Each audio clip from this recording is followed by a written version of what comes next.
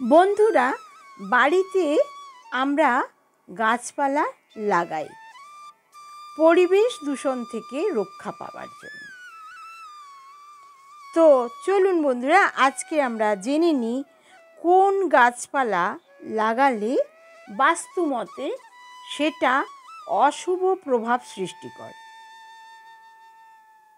কিছু কিছু গাছপালা ইতিবাচক শক্তির সঞ্চার করে, আবার কোনো কোনো গাছের কারণে ব্যক্তি জীবনে অশুভ প্রভাব বিস্তার করে থাকে। শুধু বাড়ির ভেতরের গাছপালাই যে আমাদের জীবনকে প্রভাবিত করে তা নয়, বরং বাড়ির সামনে বা আশেপাশের গাছপালার কারণেও জীবন বিশেষভাবে প্রভাবিত হয়। বাস্তুশাস্ত্রে এমন কিছু গাছের উল্লেখ করা হয়েছে যা বাড়ির আশেপাশে থাকলে জীবনে নেতিবাচক শক্তির প্রভাব বিস্তার পায়। কোন কোন গাছের কথা বলা হচ্ছে চলুন বন্ধুরা, আমরা সেটাই আগে জেনে নিই।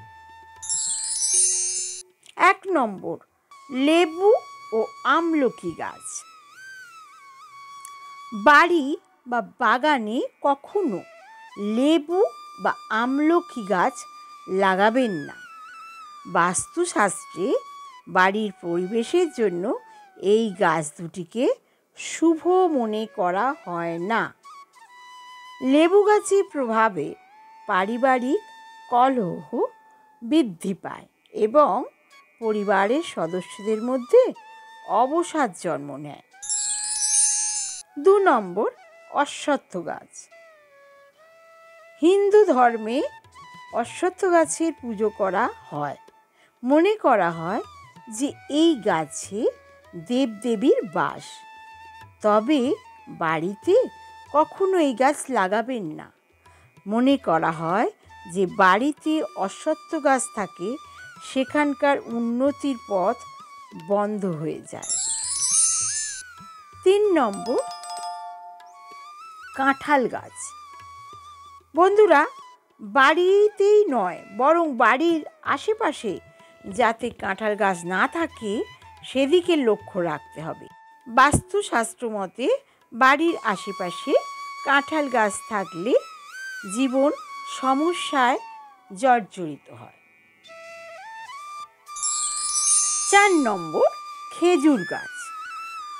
খেজুর গাছ দেখতে সুন্দর হওয়ায় অনেকে আমরা বাড়ির বাগানে এই গাছ লাগিয়ে থাকি, কিন্তু বাস্তুশাস্ত্র বলছে এই গাছের ব্যবহার এড়িয়ে যাওয়াই ভালো।